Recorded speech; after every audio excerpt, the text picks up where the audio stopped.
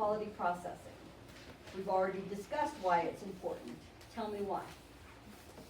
Because while they're an essential piece for diagnosis. It's essential for diagnosis, that's right.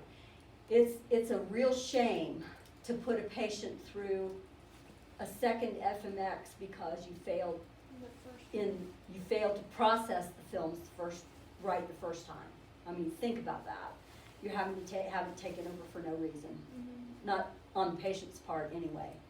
The patient did what they were supposed to do, the x-rays were fine, they just weren't processed properly, but yet they had to be retaken.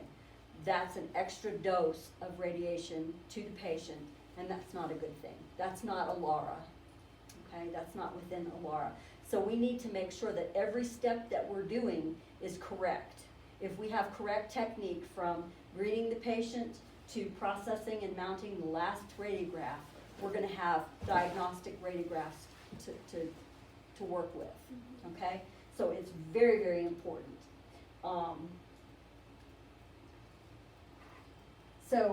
Quality processing is essential to diagnosis. Quality processing prevents unnecessary retakes of radiographs, reducing the amount of exposure to radiation. When x-rays penetrate the film, they activate the silver bromide crystals in the emulsion on the film.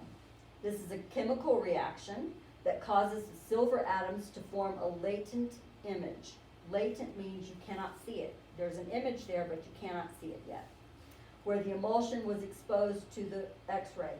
This latent image is not visible to the naked eye until the radiograph is processed. Processing, when done manually, includes the following steps.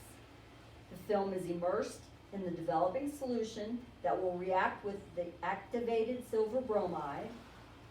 The film is rinsed with water. The film is immersed in a fixer solution that dissolves away the unactivated silver bromide crystals. The fixer stops the development action and produces a permanent image. It fixes it. It makes it fast. It makes it fast where it's there, like color fast. You know, that means it doesn't bleed. Well, this is a fasted image. It's stuck on this radiograph. Okay, and then the film is rinsed again and then dried. We're going to talk about manual processing. In manual processing, next to, I'm 2 pages. Oh, sorry. Right here? Right. No, one more. No, it's this one. No, it is. Yeah, you're right. I'm sorry. I was looking for the hangers. Okay, I don't know if you can see in this picture these hangers right here. Can you discern what those are? No. Perhaps you can when you get on your computer and look at this on the computer. But it's like a solid line of metal. This is all made of metal, and it's got alligator clips on both sides. Alligator clips, you know, like this. These are alligator clips, okay? It's got these little clips on both sides, okay? So you can put a PA here, and a film here, and a film here, a film here, and a film here, and fill up the whole rack with film, okay? So when I'm talking about a film hanger, that's what I'm talking about.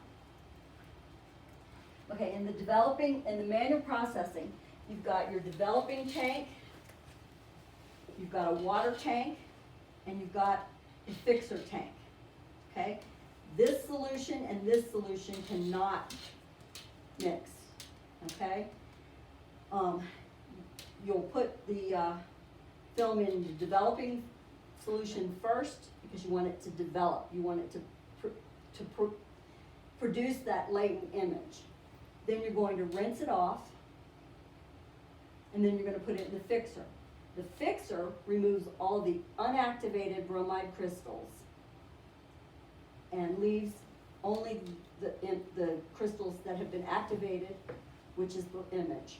And then after it's in this solution for twice as long as it's in here, 5 minutes here, 10 minutes here, you're going to go back to the water and let it have a 20-minute rinse. okay? And then it has to be taken out and dried. Okay, so that's just a quick overview of what the developing does. You're gonna check the levels. First thing you're gonna do, when you come in the morning and you get everything set up, you're gonna check the levels of your developing solution and the fixing solution in the processing tank. If necessary, you're gonna replenish the tank, the developer, so that it is within 1/2 an inch of the hanger support, so that all of the films placed on a hanger will be covered. You're gonna be sure that to use the proper mix of developer and water rather than straight developer, okay? The developer comes in different forms, okay? Sometimes it's 2 liquids that you have to dilute. So you should never add just straight solution. You should always have it the diluted solution. Okay, sometimes they come already mixed, and then you would put it straight because it's already diluted. But if your solution needs to be diluted, it needs to be replenished with replenishing chemical that is diluted, okay? You're gonna check the you're gonna also check and replenish the fixer with the same deal. If you have to mix the fixer, you wanna make sure that it's fixed, that it's diluted already. If it comes already mixed, then you just pour it in straight. Never add water. Why would we not add water? Just water. Just go in there, oh, the tank is low, and fill it up with water. You're diluting it. You're diluting it. farther. You're diluting it further. And the same thing goes with if we poured straight developer in, it would be too strong. So you want to make sure that it is the proper mix when you're putting it in. Okay, so we're gonna check the solution of the temperature of the solutions by immersing a thermometer and checking the thermometer while it is immersed so that you can tell what the temperature. Okay, here's another highlight. Normally the solution is 68 degrees Fahrenheit. It's not very toasty. It's not toasty. The temperature will determine how long you leave the film in the solution. If the film is higher than 68 degrees, it's going to take a shorter period of time for it to develop. Does that make sense? Okay. 68 is ideal. Our protocol, I guess, is developed at 68 degrees. So at 68 degrees, This is what happens. this is what happens. Not yet. Still coming. We're gonna prepare the hangers. We're gonna make sure that the hangers are clean and dry. We're gonna check the clips, make sure they're all tight so that the film doesn't get lost. If the film gets lost, it means it gets down in the bottom of the tank, and somebody gotta go fishing for that, okay? It's not the doctor. Rarely is it the hygienist, but most often it's the assistant. So you don't wanna go fishing. Trust me, you don't wanna go fishing. You wanna attach your patient identification on each hanger. You wanna make sure that you're labeled so that I don't walk into the dark room and I don't remember which one of the hangers was from my patient, or they got moved. Say Leslie came in and moved them, and there's my x-rays and Taylor's x-rays, and Leslie got it set to put up there, and we don't know whose is whose, okay? It happens, but this is the way to avoid it. Properly identify, have your identifiers on your hanger. You're gonna check the room lighting, you're gonna check the door to be sure that the door is locked so that no one can open the door from the outside, and allow outside light to affect the film. Before you take the first film packet out, you're gonna make sure that, it's all, I'm one page over. Okay? If there's a signal for the signal light to indicate that others are in the processing taking place, turn it on. but also lock the door, because people ignore lights and they ignore doors that are closed and they just open. They're not thinking, and it happens. You wanna turn off the room light, you wanna turn on the safe light. The safe light should allow enough light for you to see what you're doing. Before handling the exposed films, put on the protective gloves. Remember that each film packet has been in the patient's mouth and is a potential source of infection. We're going to unwrap the exposed films and place them on a paper towel. Then remove your gloves and place them with the other disposables. You're going to clip each film onto the film hanger, being careful only to handle the film by the edges. Okay? This is an improper way to handle a film. Okay? This is the way to handle a film. Okay? You don't want your finger on there at all, because fingerprints show up on radiographs. Okay? We'll know who did it. Just kidding. So, but yeah, you want to hold it by the edges. Always by the edges.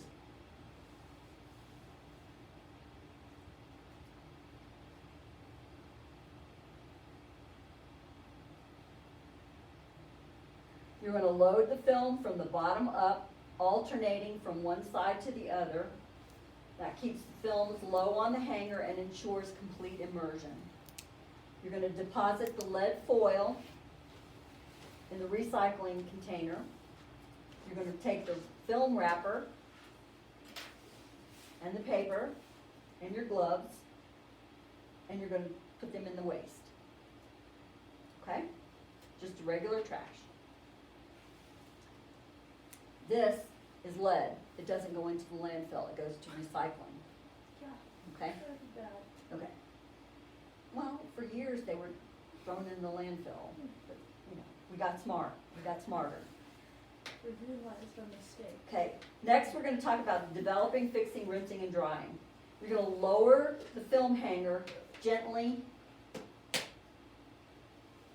into the developer, and you're going to agitate it back and forth to remove any air bubbles. Okay, just a quick 5-second kind of a, just back and forth to dislodge any air bubbles. If more than one rack is placed into the developer, be sure that the films don't overlap. Make sure that this hanger doesn't overlap that hanger where the films are touching each other. Okay? You're going to set the time, you're going to cover the tank tightly. When you're done with putting it, when you finish jiggling it and put it in the developer, you're going to put the lid back on. You're going to set the timer for the proper developing time. Highlight, if the solution is 68 degrees Fahrenheit, set the timer for 5 minutes.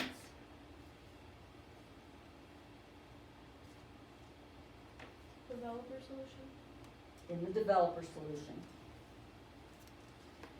At the end of 5 minutes, okay, if you perform other procedures during the developing time, remember to wash your hands, because you can get developer on your hands and you don't want to put developer on somebody else's x-rays or in somebody's mouth. Usually, I would always stay in the dark room during that 5-minute period, because you don't want it to go over 5 minutes. As soon as that bell rings, then I'm going to do the rinse and put it in the developer. Then I can leave. But usually I stayed in there until I got to the developer stage. When the developing time is passed, you're going to remove the hanger from the developer, pick it up, got a little hook on it, pick it up, and I let the excess solution fall back into the tank. I just kind of do like this, a little quick jiggle, and shake off any of the drops. Then I'm going to place the hanger in the water bath for about 20 seconds. Just swishing back and forth, back and forth. I don't even let go of it. Okay? I just keep swishing it back and forth for 20 seconds, and then that's to stop the developer solution. That's question number 42.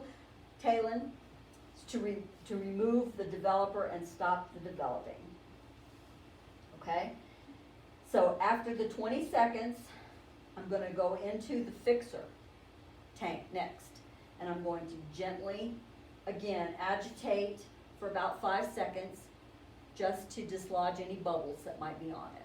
Okay? Then I'm gonna put it in there and I'm going to leave it in there for double the time of the developer. So if the developer is 68 degrees, I'm going to develop for 5 minutes.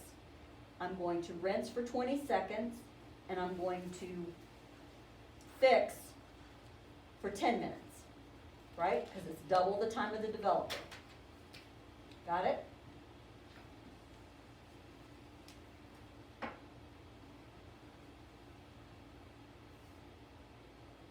That's usually about 10 minutes. Okay. There's a yeah but in all this. Okay? Let's say the doctor's doing a root canal and he needs to see this picture now. He doesn't have time to wait for it to go through its entire fixing development time. That's 20 minutes or 10 minutes. 10 minutes in the fixer. He doesn't really have time. He doesn't really have 10 minutes. But after 2 minutes, you can take it out, rinse it off, and give him what we call a wet read. Okay? Show it to him. He can look at it, get the information he needs from it, and then it goes back into the fixer for the remainder of the time left. So if we pulled it out at 5 minutes, and you give it 5 minutes. If we pulled it out in 10 minutes, 2 minutes, you give it 8 minutes. However, whatever the balance is, you go ahead and give it to it.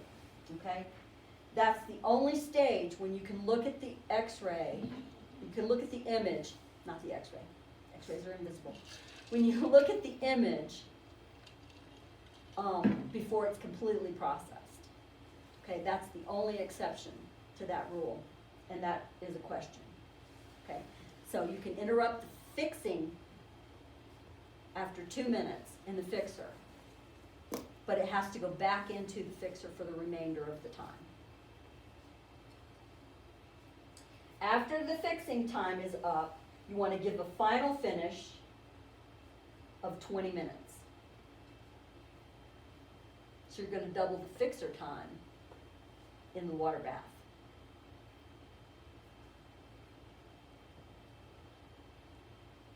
Is that clear, Leslie, or kind of confusing? You're going to, in the okay, first step is developer. 5 minutes in the developer, ideally at 68 degrees. 68 degrees, 5 minutes, 20 seconds in the water, 10 minutes in the fixer. Okay. Double the developer time. If it's kind of cold and you have to give it 7 minutes, you give it 14 minutes in the fixer. You Okay. double whatever your time is on the developer, you double it for the fixer. Okay. Okay? At the end of the fixing period, you're going to go back into the water tank for 20 minutes this time, not 20 seconds. 20 seconds is just kind of to rinse it off a little bit. You're actually giving it a bath for 20 minutes. Okay? What that does is it removes the residual fixer from the cellophane, whatever this is called, cellulose film. Otherwise, they turn brown and have yellow spots, and I mean they just deteriorate if they're not properly bathed. So you want to make sure that they're properly bathed for 20 minutes. Then they are hung to dry on the drying rack. You leave them on the drying rack. Sometimes there's an electric dryer to speed up the process, but for the most part, the best way to dry the films is to hang them and let them dry. When the films are dry, then they're ready for mounting. Okay, that's manual processing. Any questions? No.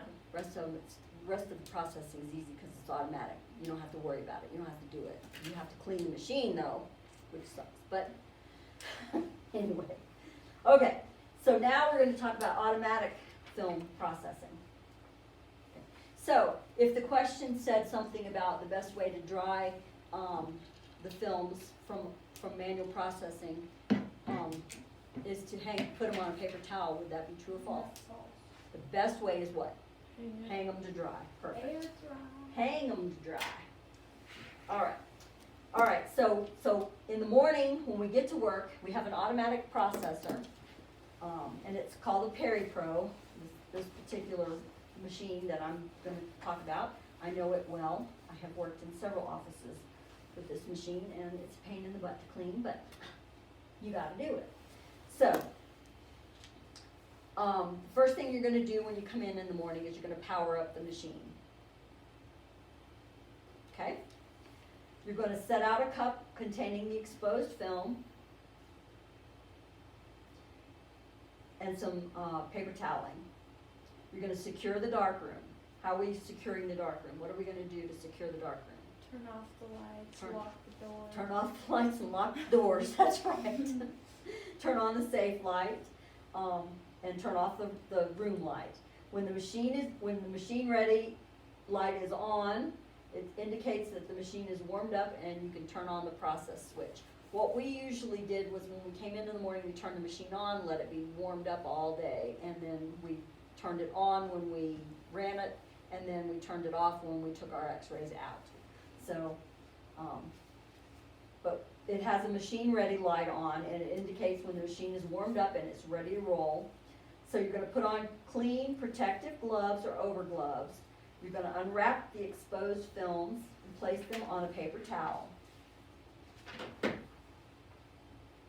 After you put them on the paper towel, you're going to take lead foils, put them in the recycling bin. You're going to take the trash and put it in the trash can with the rest of the disposables.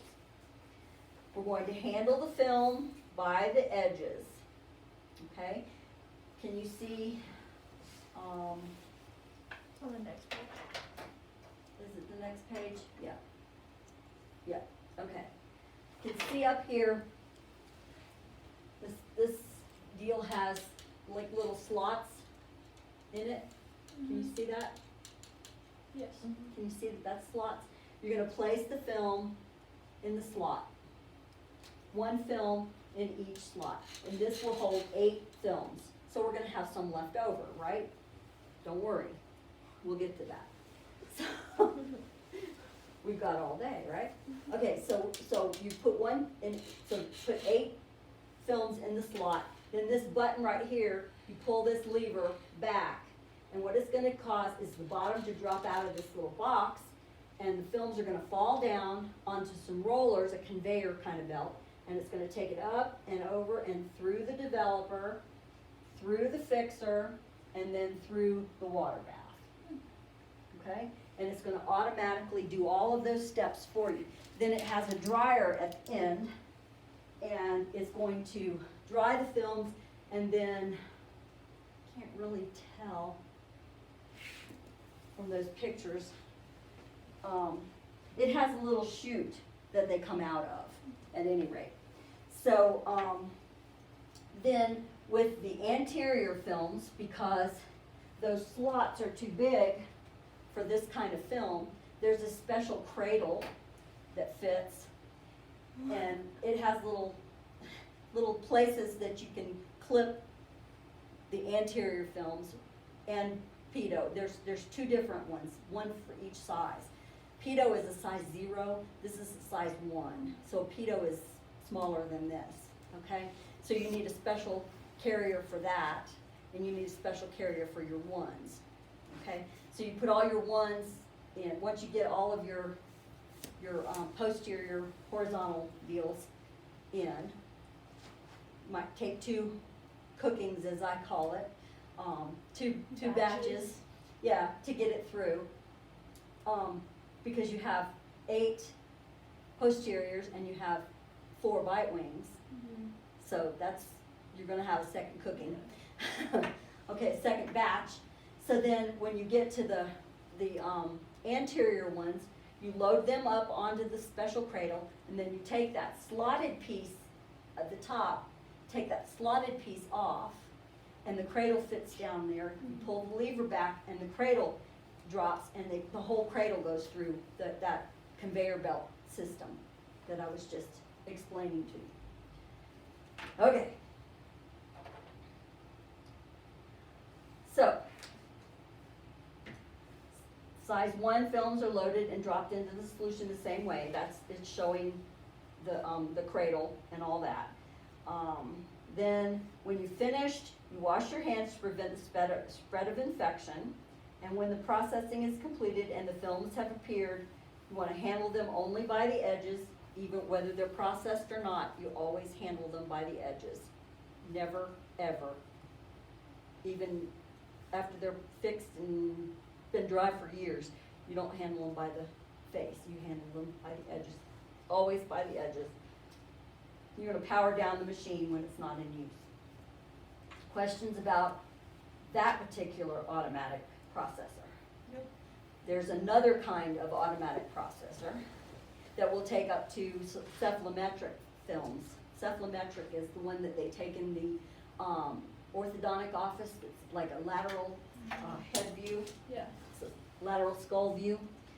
It will handle films up to that size. Tiny to from 0 all the way up to cephalometric. And it's got like a feeder place that you feed the instrument, you feed the x-rays in.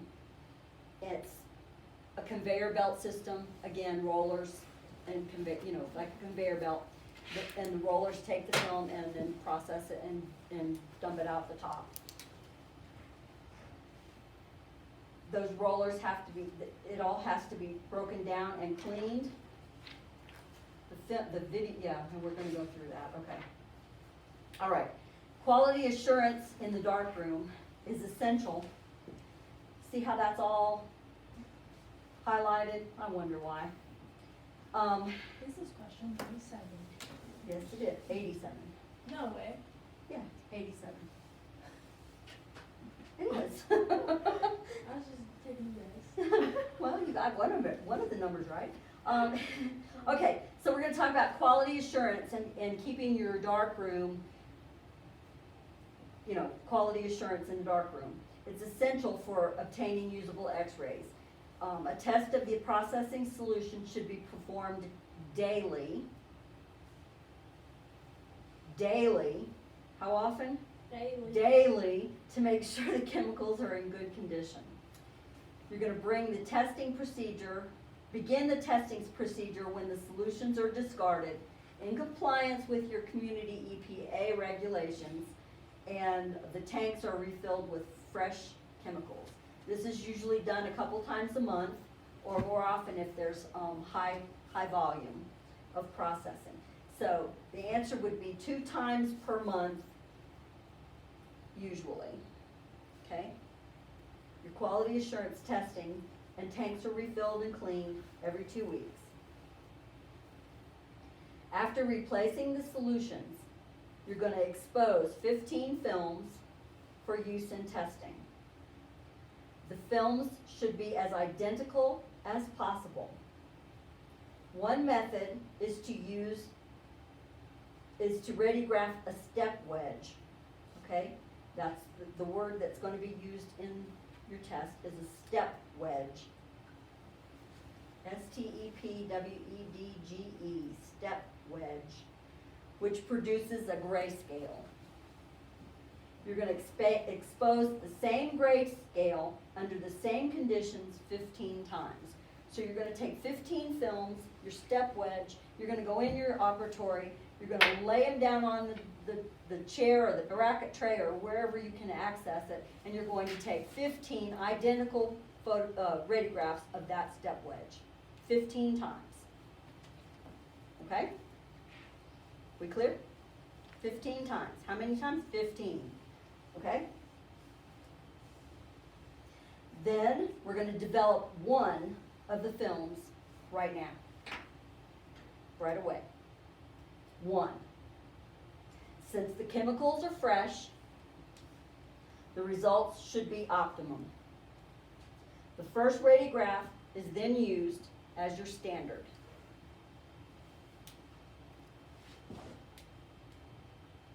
that one that you did right after you finished exposing 15, you're gonna process one, and it's gonna be the standard. The next morning and every morning after, for the next 2 weeks, you're going to process one of the films every day. You're gonna compare it to the standard, the one that you developed right after you finished taking them. If there's a visible difference, you might need to change the solutions. They should all be pretty much identical. If your solutions are too weak, it's gonna be too pale. If your solutions are too strong, it's gonna be too dark. I've never seen them be too dark for that, but. Okay, that's how you test your chemicals.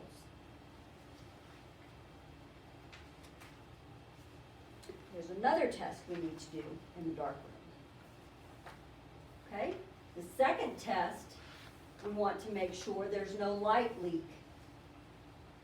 So the light leak test is another quality check in the dark room. This is the way we discover if any light leaks that can be affecting the film. Okay, we're going to begin by securing the dark room. We're going to lock the door, turn on the safe light, turn off the room light. We're going to remove a film from the wrapper and place it on the counter and put a coin on top of it. Okay? Just put a coin on top of it.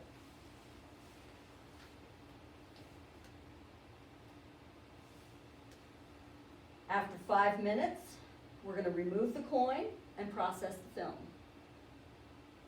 Now we've done this with just the safe light on, right? Okay, what can we expect to happen? What do we hope happens?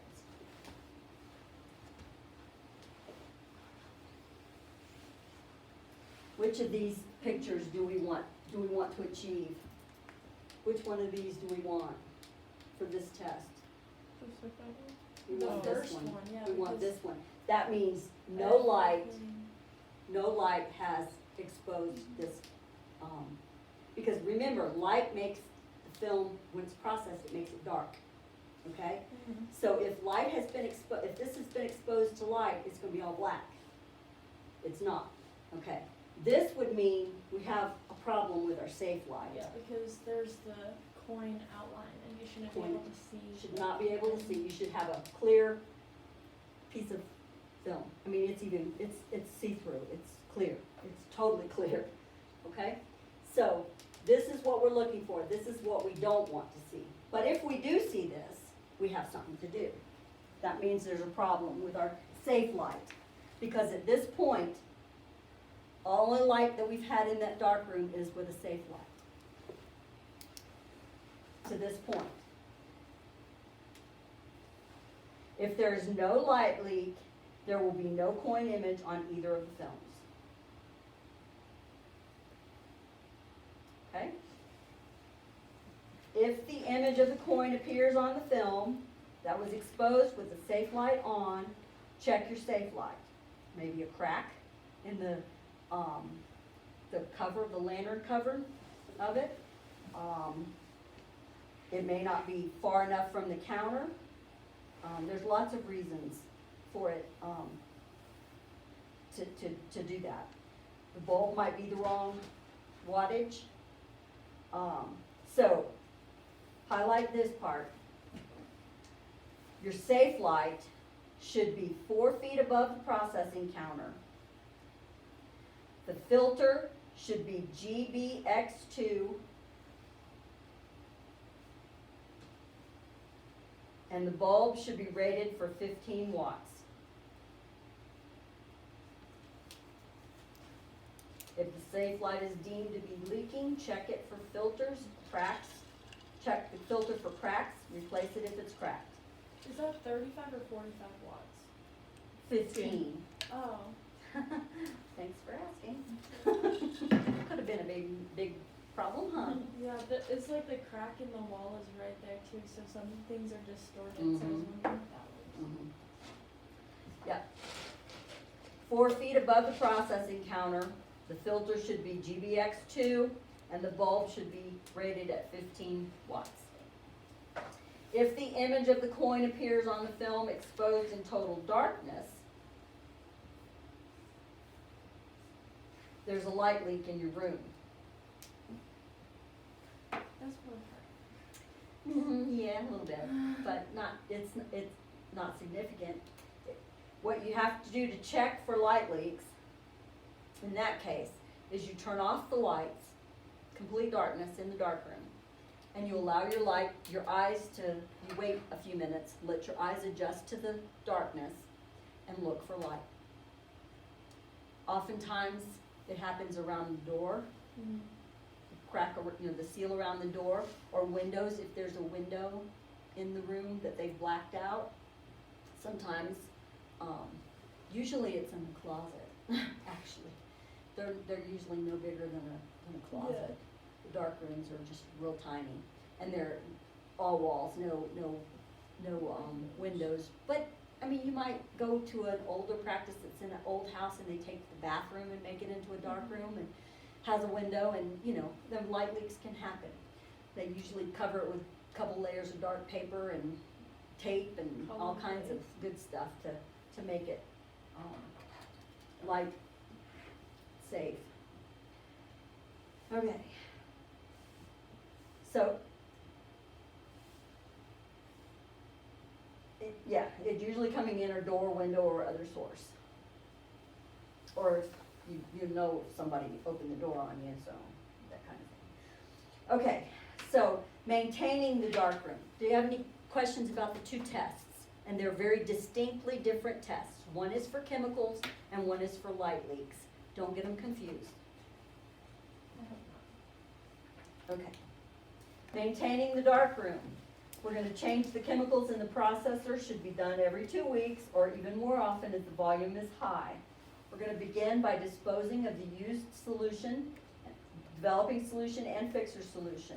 These are hazardous chemicals and should be disposed of according to the laws in your area. As I said, usually a company comes and picks them up and you have to pay them to dispose of them. So it's not real cost effective. Then you're going to clean the tanks, including the main tank and the tanks that hold the solution. You're going to use a special cleaner recommended by the manufacturer and a soft brush or sponge. Do not use harsh cleaners. Do not, be sure to rinse with water thoroughly. We use just regular soap and water then we have a soft brush that, we used on the rollers, and you just rinse real good when you're finished. But it's just regular soap and water. If the manufacturer recommends something different, you use the manufacturer's recommendation, okay? You're going to add fresh chemicals according to the manufacturer's instructions. Sometimes a pre-mixed solution is poured directly into the tank. If a concentrated solution is used, you want to dilute it with water according to the instructions. Keep the processing tanks covered to prevent evaporation, oxidation, and accidental contamination. There is a question, when do you close the tanks? Always. Always. Okay. You want to keep them only when developing, only when, no, it's all the time. Later, if the solution level in the tank becomes too low, add more solution to obtain the correct level. Do not simply add more chemicals because the concentration may be too high.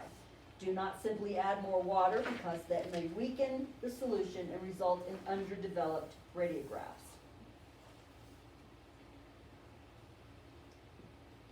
We're going to unplug the unit. We're going to carefully remove the heater bar and transport assembly and place them on a special tray provided for stabilizing them. We're going to dispose of the solutions according to the laws in your area. We're going to rinse and dry the plastic containers. We're going to rinse the transport assembly and use a soft brush to gently clean it. It is a delicate mechanism and can be damaged easily. You're going to rinse the transport again after you scrub it. You're going to replace the tanks and refill the fixer, water tanks, and developer. Reassemble the unit Wipe off any residue that may be present on the heater and on the heater probe, and finish reassembling and plug in the unit. And it takes you probably about half an hour to do all that. And utility gloves. The darkroom must be kept clean in order to prevent contamination of the film by the processing chemicals, dust, particulate matter. If you get dust on a film before it shows up on the x-ray. If you remove it too fast from the envelope, you can cause static electricity. It'll look like a flash of lightning on the film. Fingerprints, imprint of the paper towel, if there was something wet got on it. It's just all kinds of things can happen to it. But you wanna make sure that everything in your darkroom is clean, okay? And then we're on to mounting radiographs, and we're gonna start there next week, okay? I want you guys to continue reading all of this and studying this too, but, and it'll be on your pretest.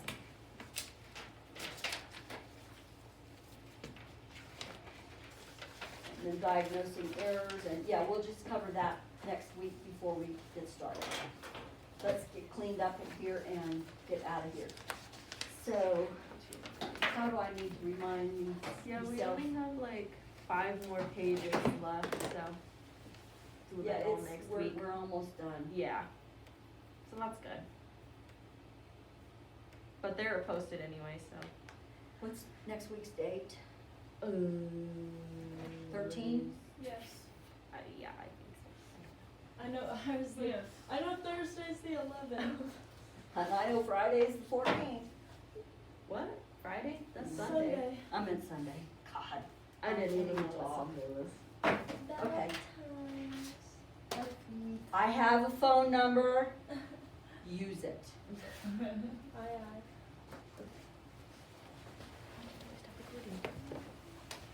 I have a phone number.